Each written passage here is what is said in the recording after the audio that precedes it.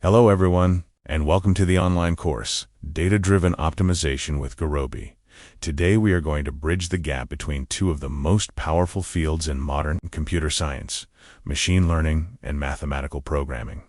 This course is brought to you by the Signal Processing Laboratory at spl-forth, the Institute of Computer Science. We are standing at a unique crossroads in technology. For years, machine learning has allowed us to predict the future with incredible accuracy, whether that's predicting stock prices, weather patterns, or energy demand. However, knowing the future is only half the battle. The real question is, what should we do about it? That is where optimization comes in. Specifically, we will be using Gurobi Optimization Solver. Throughout this course, supported by the TwinODIS project, we will learn how to take raw data, feed it into predictive models, and then use those predictions as the foundation for complex decision-making. Whether you are an engineer, a data scientist, or a researcher, this course will provide you with the tools to not just see what's coming, but to act optimally. Let's begin. The course is structured to take you from foundational theory to a complete hands-on implementation. We begin by defining the core concepts of data-driven optimization. We'll discuss why traditional mechanistic models, those based purely on physics or rigid rules, are often not enough in the real world, and why we need to integrate learning into the loop. Then we move into the practicalities of external data in Gurobi. In a production environment, your optimization model doesn't live in a vacuum. It needs to ingest live data from databases, APIS, and CSV files. We will show you how to manage these data streams efficiently. Also, we tackle forecasted data. This is a critical step where we use predicted values, like future electricity prices or customer demand, as parameters in our optimization. We'll discuss how to handle the inherent uncertainty in these predictions. Finally, we reach the hands-on phase. This is where you'll get your hands into the Python code. You'll be building a real-world energy management system that can run seamlessly on your local hardware. So what exactly is data-driven optimization? This slide shows the shift in how we solve problems today. In the past, optimization relied on what we call a mechanistic model. This is essentially a set of equations written by a human expert to describe how a system works.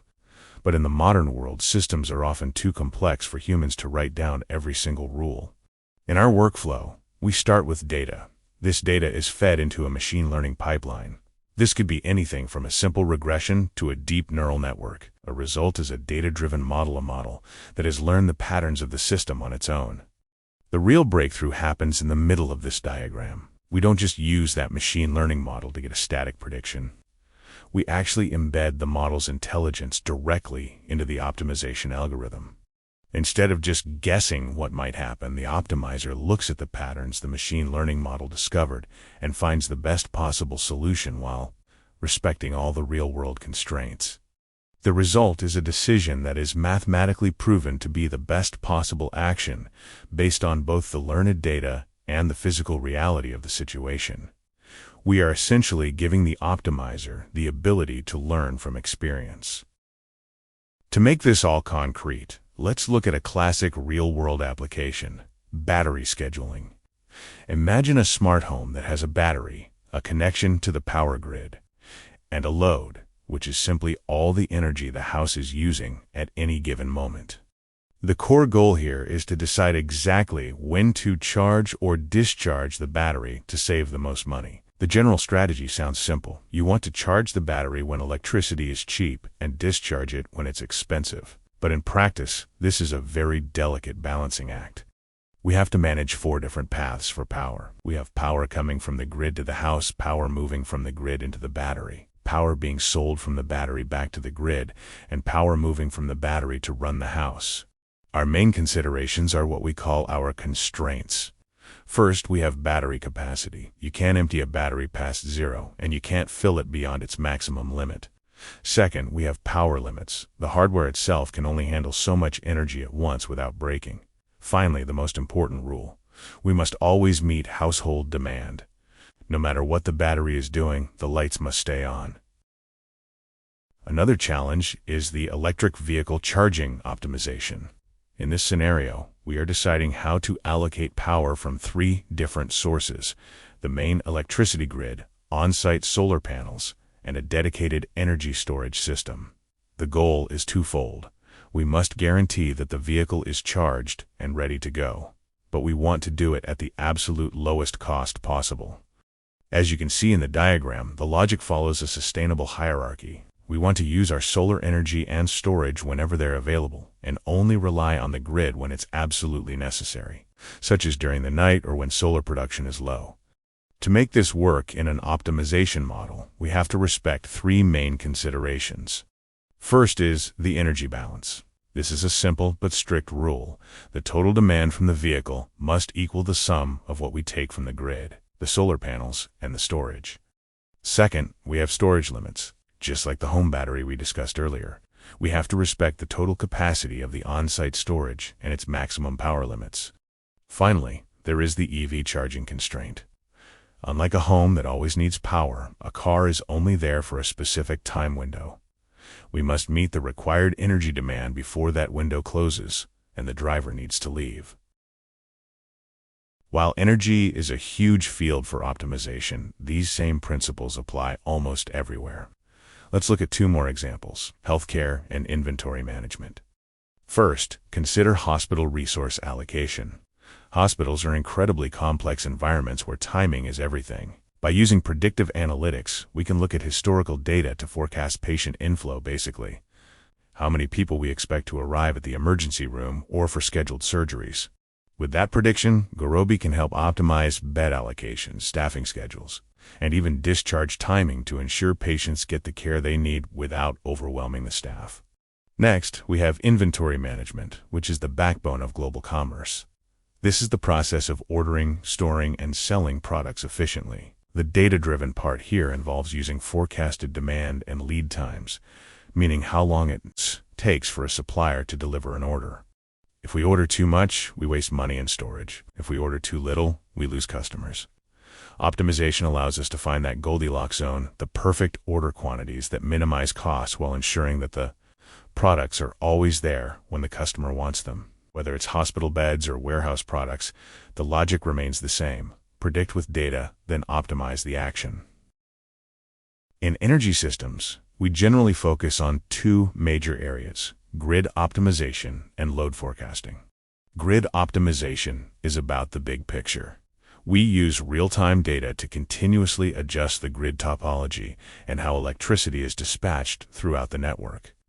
As you can see in the diagram, this often involves taking remedial actions like changing the topology or redispatching power to keep the system stable. This is a high-stakes environment where we often use simulated grids and advanced agents to find the best state.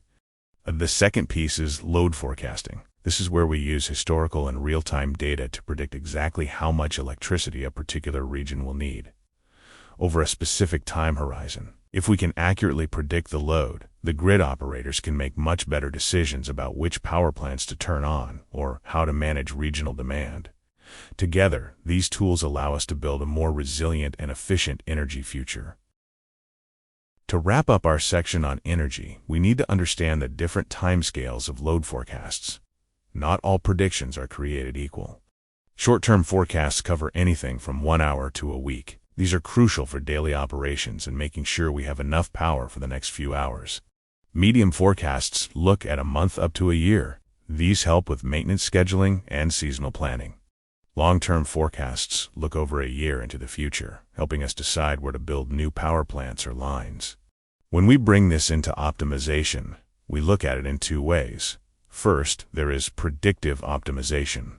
This is where we try to find the best solution for a single, fixed point in time, usually aiming to minimize costs. Then, there is sequential optimization. This is more complex because it deals with dynamic values that change over time. Instead of just looking at right now, we are trying to maximize an objective like total profit across many hours or days, taking into account how prices change every hour. This is exactly what you'll be doing in your hands-on projects. Now let's look at the different paradigms or frameworks for data-driven optimization. Depending on the problem, you might choose one of these four approaches. On the left, we have predictive modeling. This is a set-it-and-forget-it approach where the supply is scheduled once based on a forecasted demand. Contrast that with sequential modeling. Here we use an agent like a smart controller that interacts with the environment. The supply is adjusted step by step, updating constantly as new data comes in. This is very common in robotics or real-time grid control. Inference-based optimization is used when our data is sparse. We use what little we have to estimate the likely distribution of demand. Finally, stochastic-based optimization is all about risk management. For example, we might want to ensure we meet demand with at least a 95% probability.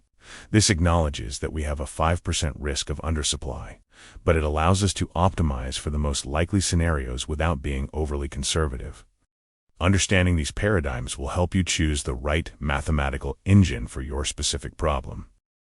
Let's take a closer look at the first major paradigm, predictive modeling. In this approach, we essentially look ahead to forecast specific parameters and then feed those results directly into our optimization engine. This is often a one-off or static optimization. Think of it like a weather forecast. You get a prediction for how much energy your house will need tomorrow, and based on that fixed information, you create a schedule for your battery once. It is a powerful way to provide guidelines for decisions under uncertainty because it allows us to anticipate future conditions before they actually happen. The workflow follows a very clear line. We start with raw data, pass it through a predictive model, generate a forecast, and then use that forecast as the input for our optimization model, which finally gives us our decisions. It is straightforward and highly effective for systems where the future environment is relatively stable or where we only need to make a single planning decision for a specific period. Now compare that to sequential modeling, which is a more dynamic and reactive approach. Instead of making one big decision for the whole day, we're continuously adjusting our parameters in real time as new data arrives. In this framework, we use an agent tower controller that interacts with the environment. The agent looks at the current state, takes an action, and receives a reward or feedback. This allows us to update our decisions in what we call a rolling horizon. This is very similar to how a GPS works. If you miss a turn, it doesn't just stop. It recalculates the best path from your new current position. This method is much more robust when we are dealing with high levels of uncertainty or errors in our original forecasts. The cycle is continuous. We forecast, we optimize, we execute only the very first step, and then we immediately update our information and re-optimize. It's a never-ending loop of improvement that ensures the system stays on track even when the world around it changes unexpectedly. One of the biggest challenges we face in the real world is that our optimization models rely on inputs that aren't actually known yet. For example, if we are managing a power grid, we don't know exactly how much electricity people will use 2 hours from now. We have to forecast it. This creates a critical dependency. Our Gurobi model is only as good as the data we feed it. If we use a prediction that turns out to be wrong, we end up with a suboptimal solution. In the worst-case scenario, like in power dispatch, we might find that our plan can't actually meet the real demand when the time comes. This uncertainty leads to increased costs and risks in daily operations. To combat this, we use data-driven models to bridge the gap between input data and results over time. By understanding that our forecasted values are uncertain, we can build models that are more flexible and better prepared for those inevitable real-world surprises. We move away from guessing and toward calculated, data-backed strategy. As you can see on this slide, we are not limited to just one type of learning model. There's a whole spectrum of model complexity available to us, mostly accessible through powerful Python libraries like scikit-learn. We often start with simple linear models, which are easy to understand and very fast to solve. As the problems get tougher, we might move to basis functions or Gaussian processes to capture more complex patterns in the data. For even more sophisticated relationships, we look at support vector machines and ensemble tree models, like random forests, which are excellent at handling nonlinear data without getting lost in the noise. At the high end of complexity, we have artificial neural networks. These are incredibly powerful, but require more careful integration into an optimizer. The key takeaway here is that you have a toolbox. Depending on your specific problem, whether it's battery scheduling or hospital staffing, you can choose the right level of complexity to balance accuracy with the time it takes for Gurobi to find the optimal answer. So, why do we go through all this effort? The benefits of data-driven optimization can be distilled into 4 main pillars. First is accuracy. Because our decisions are based on real, historical data rather than human gut feelings, we significantly reduce guesswork. Second is efficiency. We aren't just making things work. We are optimizing resources and operations to be as lean and effective as possible. Third, it enables better strategic planning. Having the data allows us to align our immediate daily goals with long-term actions. Finally, it provides deep customer insights. When we understand customer behavior more deeply, whether that's how they use energy or how they shop, we can build smarter strategies that stay ahead of the competition. By combining the learning of AI with the deciding of Gurobi, we create a system that is not just smart, but truly optimal. As we move into the second major part of our course, we need to talk about the world our models live in, a dynamic environment.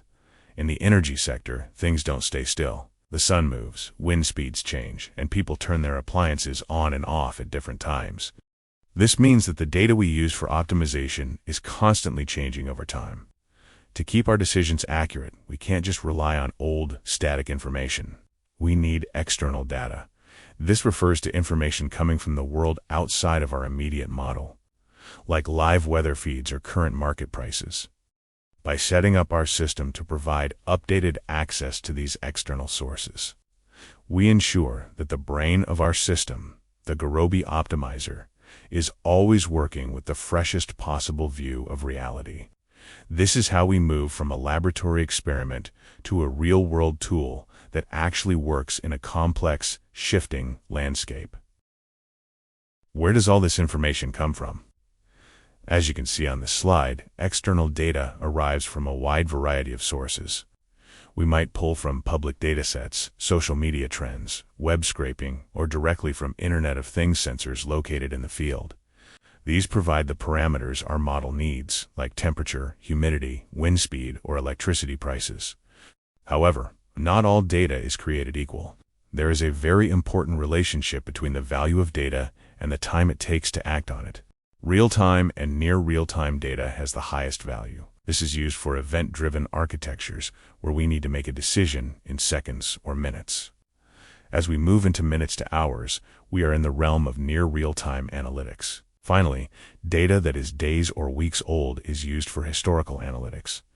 While historical data is great for training our models, the real-time data is what drives our most profitable and critical decisions. Understanding this decay in value helps us prioritize which data streams we need to connect to our optimizer first. Now, let's talk about the how in this course. We are going to use the Pandas library in Python to handle our external data management. This is the industry standard tool for data science, and it's perfectly suited for getting data ready for Gurobi. Whether your data is stored in a SQLite database, a CSV file, or an Excel spreadsheet, Pandas can read it and transform it into a structure called a data frame. You can think of a data frame as a highly efficient, two-dimensional table made of columns and rows. Each row is identified by an index, and each column, often called a series, holds a specific type of information, like price or time stamp. By organizing our data this way, we can quickly filter, clean, and manipulate it. This ensures that when we finally pass this information into our optimization model, it is perfectly formatted and ready for Gurobi to solve. This is the bridge between the messy real world and the precise world of mathematics. As we've mentioned, Pandas is our primary tool for this, and it is incredibly versatile. For a SQL database, we use a simple connector like SQLite3 and run a standard SQL query to pull our table into a data frame. For CSV files, which are very common in data science, we use the read CSV function. We can even pull data directly from Excel spreadsheets by specifying the file path and the specific sheet name we need. A great feature of these functions is the ability to be specific. We can use the useCalls argument to read only the columns we actually need for our optimization, or manually assign new labels using the names parameter if the original file headers aren't clear. Once the data is loaded, we almost always have to clean it. Real-world data is messy. It has gaps, errors, and duplicates. This data pre-processing step is critical because, as we discussed earlier, poor input data lead to suboptimal results in Gurobi. We follow a structured, 6-step safety check using pandas. First, we ensure our timestamps are in the correct date-time format, so the model understands the sequence of events. Second, we drop any duplicate entries that might skew our results. Third, we look for invalid values, like a sensor reporting -999, and replace them with a not a number or non-marker. Then, we use linear interpolation to fill in the blanks for missing values, followed by a forward fill for any remaining gaps.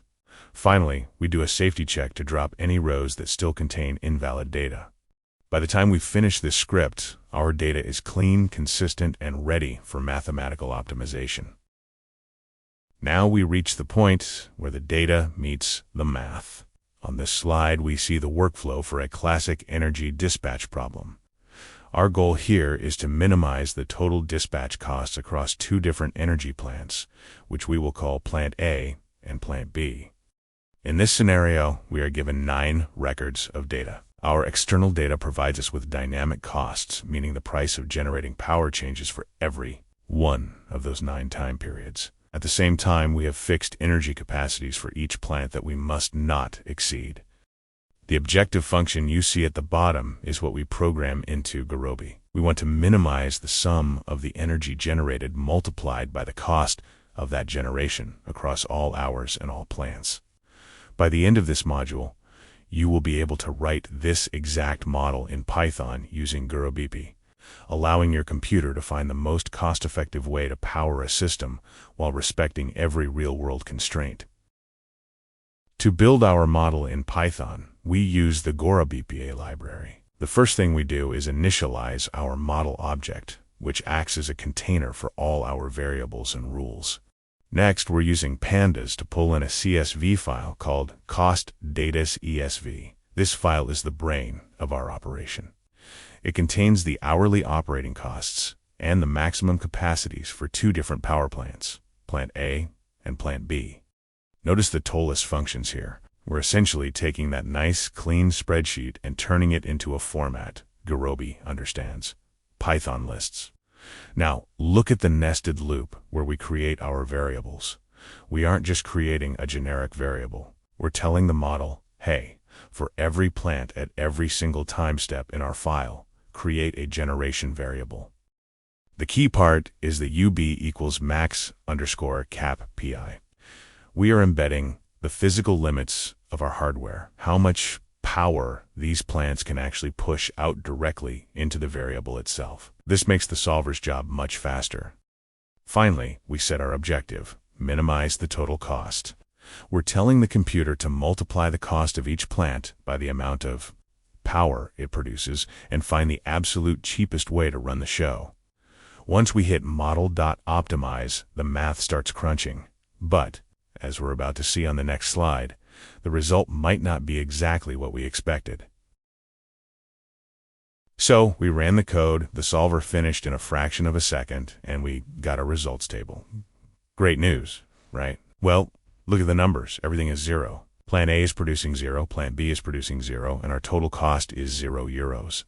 Now, if you're a manager, a 0 cost sounds like a dream come true. But if you're the person in charge of keeping the lights on in a city, this is a total disaster. Why did this happen? It happened because of a classic gotcha in optimization. The solver did exactly what we told it to do. We told the model to minimize costs. Well, the cheapest way to run a power plant is to never turn it on in the first place. This is what I call a successful failure. The math is perfect, but the logic is incomplete. We forgot the most important part of the equation, the demand. We never told the model that it must produce electricity to satisfy a customer. In optimization terms, we have an objective, but we're missing the balance constraint. The little broken chain icon you see on the slide represents that missing link. Without a constraint that says generation must equal demand, the model has no reason to work. It's like having a car with a full tank of gas and a GPS, but you never actually put it in drive.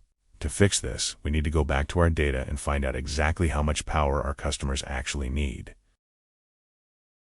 Remember that empty column we saw earlier? Here it is in full context. This is our extended external data sheet, and it's the bridge between a simple math exercise and a real industrial application. If you look at the demand column on the far right, you'll see a clear split. Rows 0 through 5 represent our history real numbers like 100, 120, and 140 megawatt hours that actually happened. But then we hit the non-values for July, August, and September. This dashed box is our forecasting horizon. This slide represents a critical moment in our workflow. Electricity demand needs to be forecasted before we can optimize our power plants. We can't tell Gurobi how much power to generate if we don't even know how much our customers are going to use. So, we have to transition from being optimization engineers to being data scientists. We need a way to look at the patterns in the first 6 months and project them into those empty slots. In the next few minutes, we're going to look at the simplest way to do exactly that using some classic time series techniques. So, how do we predict the future? We start with the basics, naive demand forecasting. The fundamental idea here is that we can forecast what's coming based on the recent past.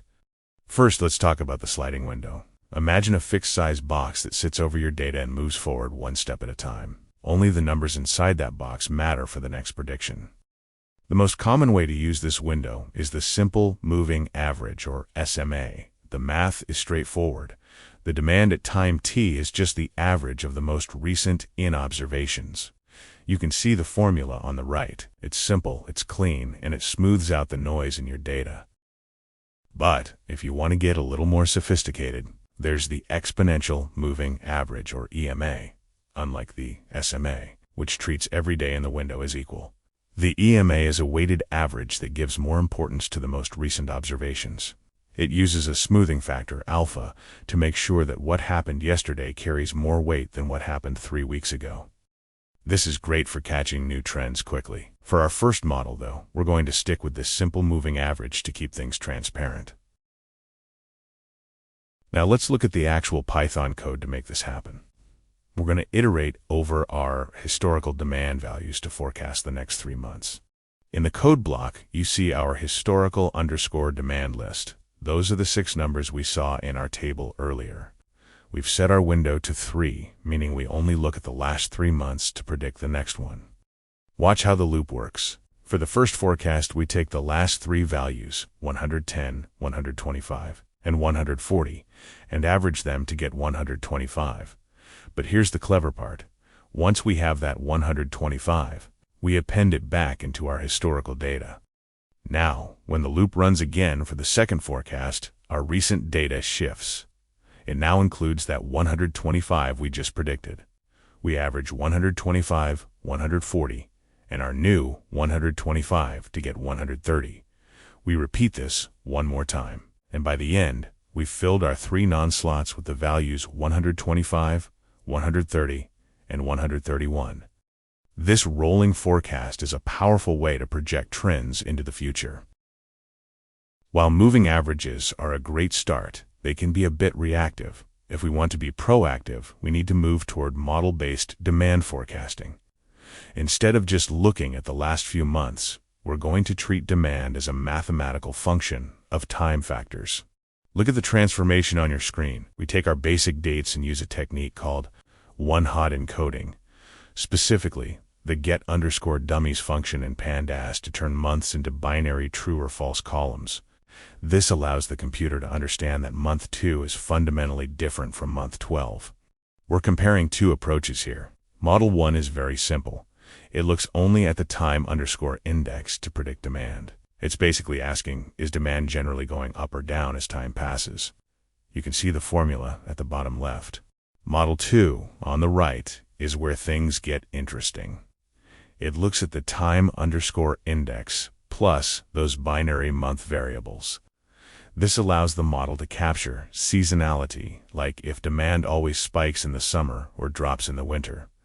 By the end of this, we'll have a formula that doesn't just follow the past, but actually understands the underlying rhythm of the electrical grid. Let's dive into the code for Model 1. Here we are performing supervised learning. We have our features, which is just the time_index from 0 to 5 in our target, which is the actual historical demand we recorded. In the Python snippet, we import linear regression from the sclearn library. We tell the model to fit itself to those first 6 periods. Essentially, the computer is drawing the best possible straight line through our data points to find the overall trend. Once the model is trained, we use it to predict the demand for the entire dataset, including those 3 future months we were worried about. Look at the AI forecasted demands column on the right. For indices 6, 7, and 8, the model has filled in the blanks with values like 140.3, 145.9, and 151.4. Because Model 1 only sees the time_index, it assumes that because demand has been generally rising, it will continue to rise at that same steady rate. It's a very clean, straight-line view of the future. But is the world really that simple? Let's see if adding month data changes the story in the next slide. Now we're stepping up with Model 2. Instead of just looking at the clock, we're teaching the model about the calendar. In the code, you'll see we've updated our independent variables, x, to include both the time index and all those month columns we created earlier. By including these extra features, we're giving the model more context. It's no longer just drawing a straight line. It's trying to find a pattern that accounts for both the long-term trend and the specific characteristics of each individual month. Look at the new results in the Demand Model 2 column. Our forecasts for the future periods have changed. Instead of the steady climb we saw in Model 1, we now have values like 143.9, 151.2, and 158.5. This version of the model is more flexible. It's trying to capture the nuances of the data that a simple index alone might miss. Now let's take a step back and look at the big picture. We've tested a few different ways to predict the future, and this graph shows us exactly how they stack up against each other. The solid green line is our historical demand, the ground truth we already knew. Notice how it zigzags. That's real life. It's messy. Now look at the red line starting in July. That's our simple moving average SMA. It's very flat and cautious because it's just averaging the recent past. It completely misses the fact that demand has been generally trending upward. The blue dashed line is LR Model 1. It captures the trend perfectly, a straight climb to the top right. But then we have the orange dashed line, LR Model 2. This is the one we're most excited about. Because we gave it those month variables, it doesn't just see a straight line. It effectively tracks trends influenced by seasonal patterns. It recognizes that July and August might have extra heat compared to a simple straight line, since this model feels the most human and realistic. This is the forecast we're going to trust to power our final optimization. Alright, we've picked our winner LR Model 2. Now we need to perform some data surgery to get those values into our main system. Take a look at the code on the right. We know we have 3 unknown periods, so we set n_forecast equals 3. We use the .iloc function in pandas to target only those last 3 rows, the ones that used to say none, and we overwrite them with the values generated by our seasonal model. You can see the result in the table on the left. July now has a demand of 143.9, August is at 151.2, and September is at 158.5. Once we've successfully plugged the holes in our data, we can optionally drop those extra forecast columns to keep our data frame clean. We are now back to having one single complete demand column. But there's a huge difference this time. The column is full. Every single time step now has a target. Our data is finally ready, and it's time to head back into Gurobi to solve the problem that gave us 0 earlier. We are back in Gurobi, and we're going to fix that zero-cost disaster by adding what we call temporal constraints. Look at the summation formula on the right. We are now telling the model that for every single time step, the sum of generation from plant A and plant B must equal the demand value from our forecast. In the code, we use model.addConstraint inside a loop to create a load balance constraint for every hour in our dataset. Now, look at the results table. Success. The numbers are no longer 0. For the first few months, the model balances the load between the plants based on their costs and capacities. But look at those last 3 rows periods, 6, 7, and 8. These are the values driven by our machine learning forecast. The total generation perfectly matches the 143.9, 151.2, and 158.5 that we predicted. We've achieved the holy grail of industrial AI. We took messy, incomplete data, used machine learning to predict the future, and used optimization to find the most cost-effective way to meet that future. Our total cost is €25,213.93, a real number for a real operation. As we wrap up this journey, let's take a moment to look at the massive ground we've covered. We've moved beyond simple coding into data-driven optimization. This means we aren't just solving static math problems anymore. We're integrating actual learning like predictive and time series modeling directly into the decision-making process. The second major pillar was mastering external data. You've seen how powerful the Pandas library is for managing messy, heterogeneous sources and turning them into clean data frames that an optimizer can actually use. Finally, we tackled the core of real-world application, using forecasts in Gurobi. We learned that in any realistic scenario, your most important parameters, like consumer load, are often unknown. We bridged that gap using both simple moving averages and more sophisticated model-based approaches like linear regression. These tools give you the power to transform raw data into optimal industrial actions. You now have the blueprint for a predict, then optimize workflow. We've achieved the holy grail of industrial AI. We took messy, incomplete data, used machine learning to predict the future, and used optimization to find the most cost-effective way to meet that future. Our total cost is €25,213.93, a real number for a real operation. It's time to take off the training wheels and get your hands dirty with some real code.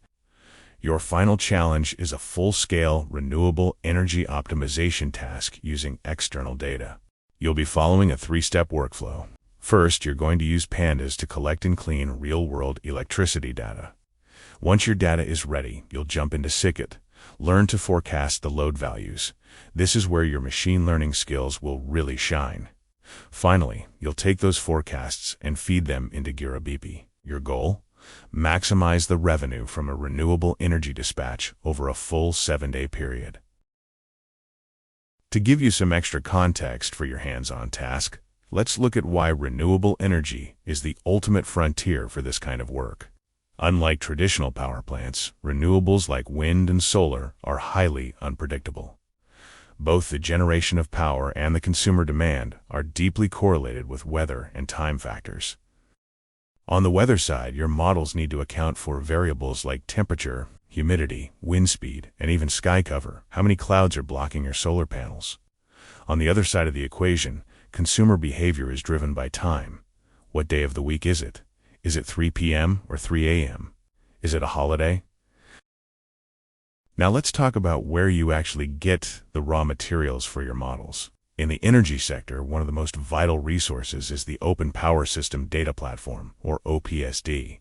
Think of OPSD as a centralized library for the entire European grid. It's a platform that provides open, high-quality data on everything from installed generation capacity by country and technology to specific time series data for individual power plants.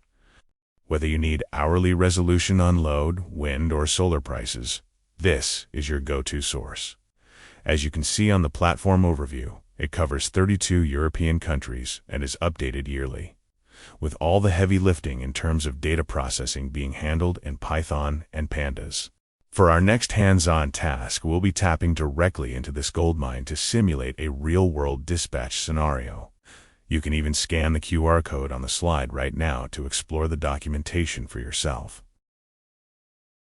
Let's take a look under the hood of the dataset we'll be using. This isn't just a small spreadsheet. It's a massive CSV file containing over 50,000 hours of records across nearly 300 columns. For our specific challenge, we're going to narrow our focus to a 7-day window in Germany. specifically looking at variables like load, generation capacity, and market prices. We will be managing the dispatch for 3 different types of power plants: wind onshore, wind offshore, and solar. Each of these has its own specific capacity, measured in megawatts. Now here is the twist for your upcoming task. We have access to hourly electricity prices, but we do not have the internal generation cost for each individual plant.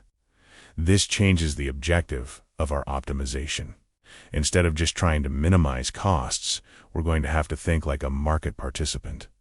How do we maximize our revenue when we know what the market is willing to pay, but we're dealing with the unpredictable nature of wind and sun? That's the puzzle we're about to solve.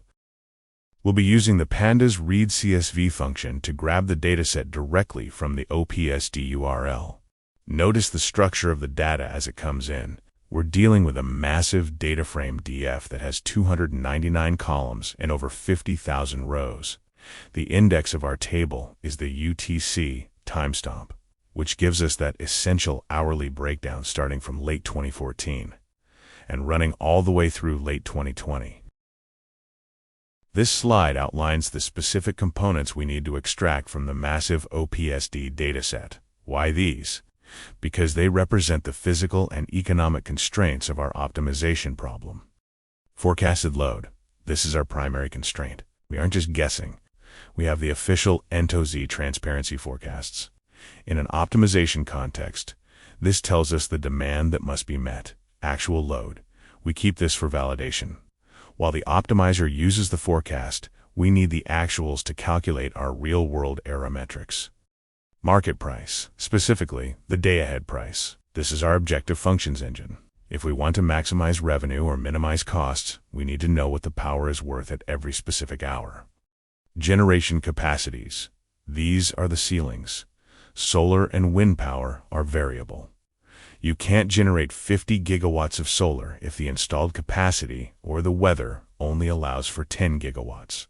We use these to define the upper bounds of our decision variables. Actual generation. Much like the actual load, this serves as our historical ground truth. It allows us to see how much of the theoretical capacity was actually harvested. We are narrowing our focus to the last 7 days of hourly data. Why 7 days? It's long enough to capture weekly cycles like lower demand on weekends. By isolating these specific OPSD columns, we strip away the noise of other European countries and irrelevant metrics, leaving us with a clean, high-signal dataset ready for the next step: Python implementation. Now let's look at the code that makes this happen. We are using Python's Pandas library, the industry standard for data manipulation. The goal here is simplicity and speed. First, look at the selection block. We are indexing our main data frame to pull only the columns we identified in the previous slide. Notice the dot drop, not at the end. In energy data, missing values are common due to sensor failures or reporting delays. Optimization solvers will crash if they encounter a not a number. So we prune those rows immediately to ensure mathematical integrity. Next, we rename the columns. The original OPSD names, like DE_load_actual_ENSO_transparency, are descriptive but cumbersome for coding. We rename them to short, intuitive handles like load, price, and solar_cap. This doesn't just make the code prettier. It reduces the chance of typos during complex variable assignments in our optimization model. Finally, we apply the temporal filter, df.last7d. This is a powerful Pandas feature. Since our index is likely a date-to-mindex, this command slices the data to keep only the most recent week. This is a snapshot of exactly what your machine sees before the optimization logic kicks in. In this plot, we're looking at a 7-day window of German electricity demand. The blue line shows what actually happened, while the orange line is the forecast we'll be feeding into our model. Notice the camel humps. Those are our daily cycles where demand peaks during the day and dips at night. If you look closely at the peaks, you'll see the forecast often sits slightly higher than the actual load. This tells us the system tends to overestimate demand during high traffic hours. Now, we build our own predictive models to understand the logic behind energy demand. While we previously saw that official forecasts exist, creating our own allows us to refine the accuracy and handle the overestimation issues we spotted earlier. On this slide, we compare two distinct philosophies: autoregression and feature-based regression. On the left, we have SREMA, a statistical model designed specifically for time series. We perform an 80/20ths train test split without shuffling to respect the chronological flow of time. The code tests different seasonal factors, 24 and 48 hours, to capture those daily camel humps in the load data. On the right, we use a more traditional machine learning approach, linear regression via scikit-learn. Instead of just looking at past values, we engineer features from the index, extracting the hour of the day and the day of the week. We then apply one-hot encoding to these categories so the model doesn't treat our 23 as mathematically larger than our 1. By the end of this task, you'll have two different forecast columns to compare against the real-world data we previewed earlier. This visualization brings everything together: the actual load, the official forecast, our three Ceramax variations, and our linear regression model. The vertical dashed line marks our split. Everything to the left was used for training, while everything to the right is the blind test where we see how well our models actually perform on unseen data. What's immediately obvious is that despite the different mathematical approaches, the trends and peaks are captured well across the board. The models successfully follow the daily rhythm of the German grid. You'll notice that some models are more aggressive at the peaks, while others, like the SREMA with a 48-hour seasonality S equal 48, might be slightly more conservative. The linear regression model, which we built using simple features like the hour and day of the week, remarkably keeps pace with much more complex statistical methods. The key takeaway here is realism over perfection. For our upcoming optimization in Gurobi, these forecasts don't need to be 100% accurate. In real-world energy markets, small deviations are expected and are typically absorbed by spinning reserves and flexible constraints. Now it's time to use the Gurobi GRB solver. Our goal is to maximize total revenue from our renewable fleet solar, onshore wind, and offshore wind over the next 7 days. The math is simple: price times dispatch equals revenue. We want to find the sum of this equation for every hour of the week. But as any engineer knows, you can't just generate infinite power. We have two sets of rules or constraints to follow. First are the capacity constraints. You can't produce more solar power than the sun allows or more wind power than the turbines can handle at that specific hour. Second is the load constraint, represented by the chain link icon. This is where our previous work pays off. The total power we dispatch must equal the load forecast we analyzed earlier. This is a balancing act. We want to prioritize production when prices are high, but we are strictly bound by what the grid needs and what the weather provides. This is a linear programming problem. Let's look at how we translate these formulas into Python code. We start by initializing our model as power dispatch and setting up our decision variables. In the code, you'll see we iterate through every hour of our dataset. For each hour, we create 3 variables: solar, wind offshore, and wind onshore. Notice the lower bound and upper bound parameters. This is telling the solver the physical reality. You can't produce negative power, and you can't exceed the capacity provided by the weather. Next, we define the objective function. We use setObjective to tell Gurobi exactly what to maximize.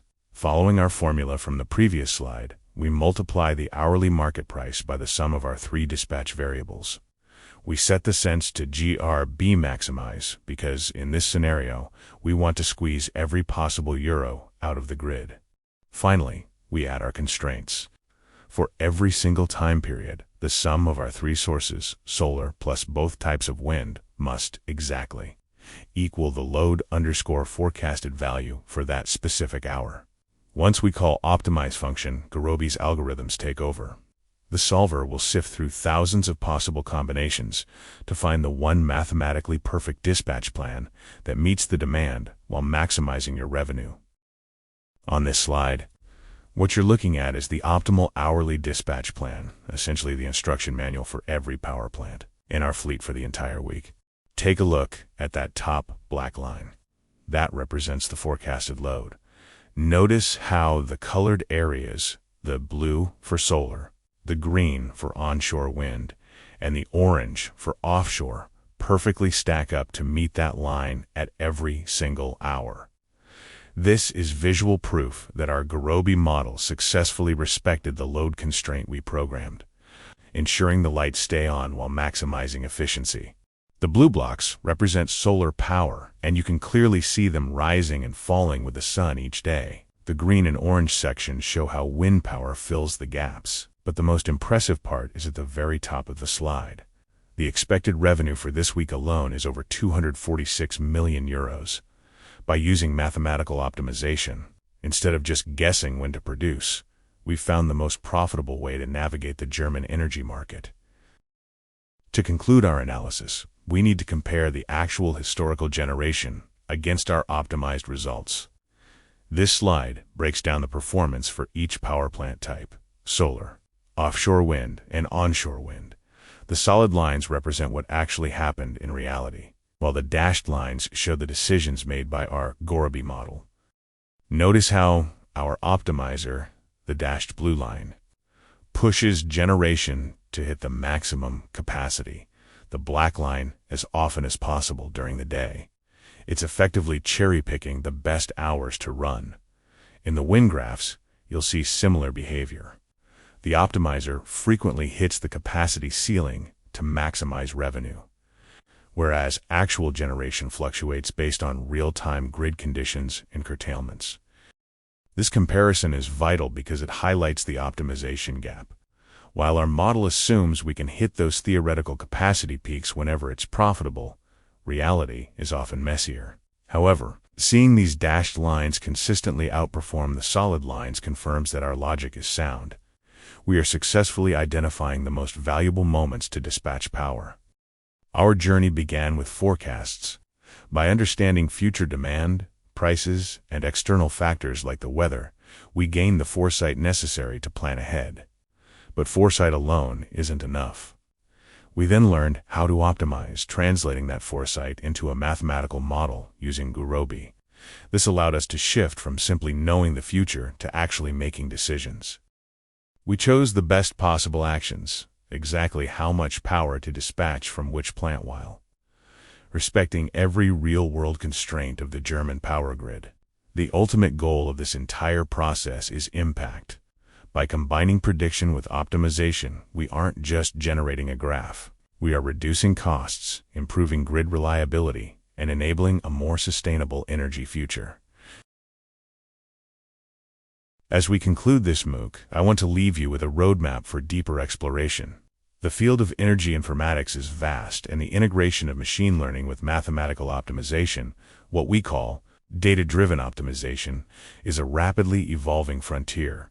If you are interested in the theoretical foundations of what we built today, I highly recommend the resources from Stanford and the perspectives on machine learning and engineering listed here. Thank you for your time, and happy optimizing.